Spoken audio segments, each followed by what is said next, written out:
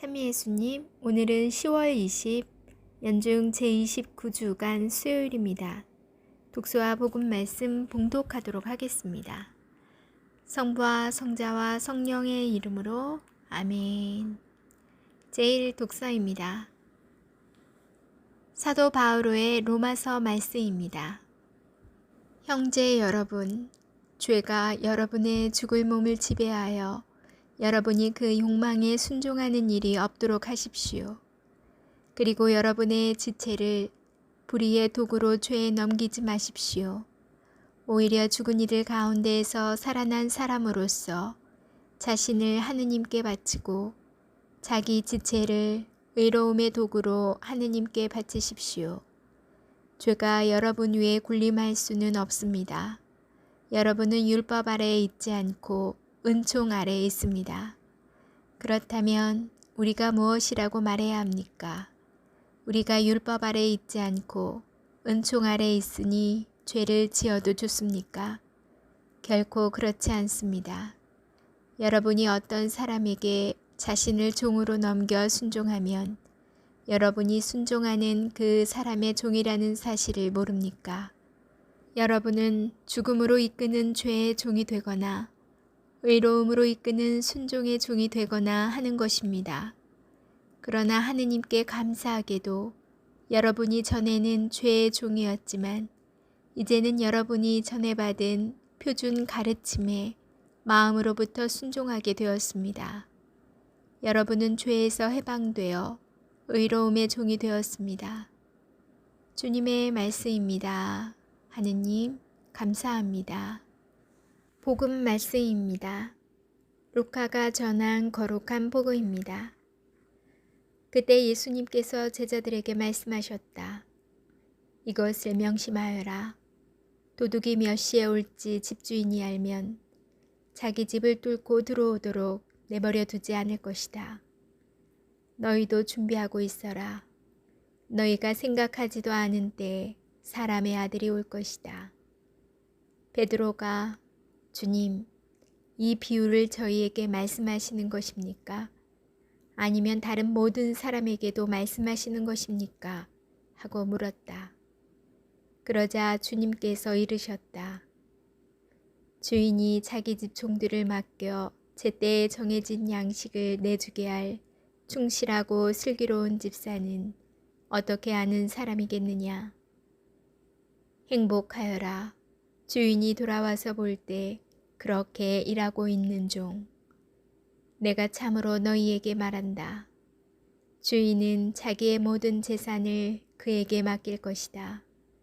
그러나 만일 그 종이 마음속으로 주인이 늦게 오는구나 하고 생각하며 하인들과 하녀들을 때리고 또 먹고 마시며 술에 취하기 시작하면 예상하지 못한 날, 짐작하지 못한 시간에 그 종의 주인이 와서 그를 처단하여 불충실한 자들과 같은 운명을 겪게 할 것이다. 주인의 뜻을 알고도 아무런 준비를 하지 않았거나 주인의 뜻대로 하지 않은 그 종은 매를 많이 맞을 것이다. 그러나 주인의 뜻을 모르고서 매맞을 짓을 한 종은 적게 맞을 것이다.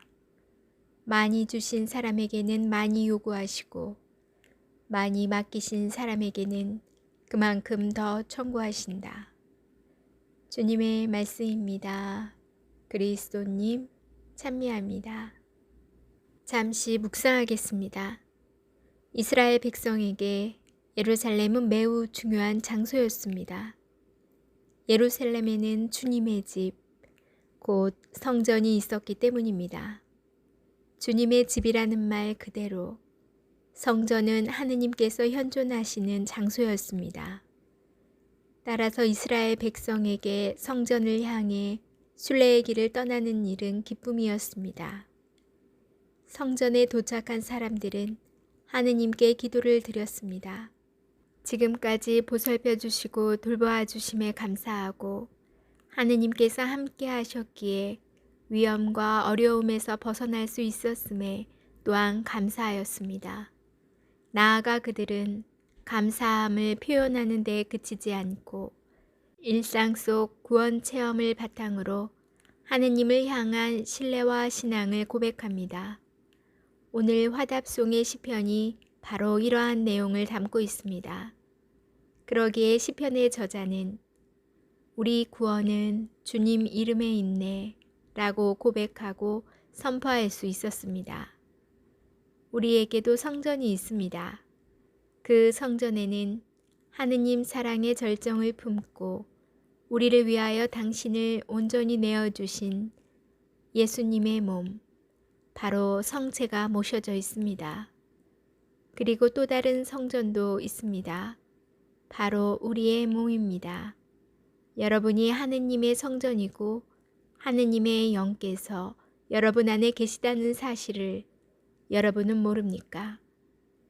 세례로 그리스도와 하나가 된 우리는 전에는 죄의 종이었지만 이제는 죄에서 해방되어 의로움의 종이 되었기에 자신을 하느님께 바치는 의로움의 도구답게 합당하게 살아야 합니다. 그럴 때 우리는 예상하지 못한 날, 짐작하지 못한 시간에 주님께서 오시더라도 행복하여라 하시며 당신의 모든 것을 맡기실 수 있는 사람이 될 수 있습니다. 때때로 성전을 향하는 마음과 발걸음이 무겁고 또 성전으로 합당하게 살아가기 참으로 버겁습니다.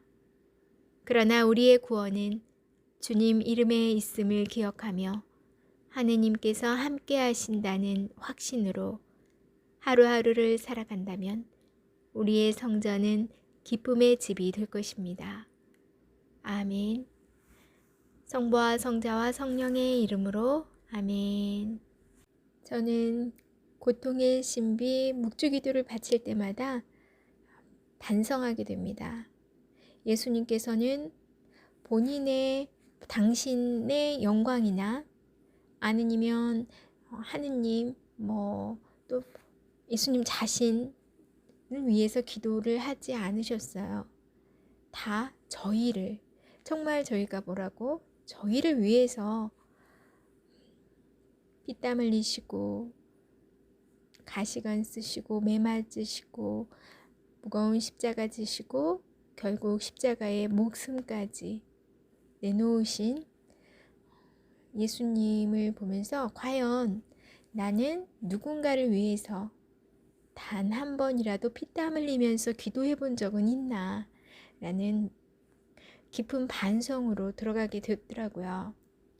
우리 가톨릭 신자분들은 주님의 뜻이 무엇인지 다 알고 계실 거예요. 그리고